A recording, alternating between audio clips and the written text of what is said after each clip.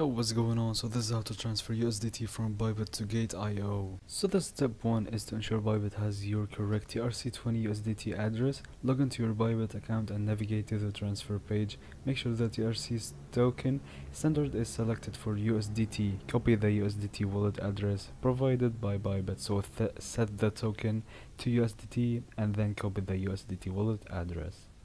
After that, you're gonna access Gate.io's deposit page. Log into your Gate.io account and navigate to the wallet page. Click on deposit and then select USDT as the cryptocurrency. Note the deposit address and network TRC for future reference. Note them down. After that, you're gonna transfer USDT from Bybit to Gate.io. Go back to Bybit's transfer page and enter the Gate.io TRC20 USDT deposit address that you noted before. Specify the amount of USDT you want to transfer, confirm the transfer.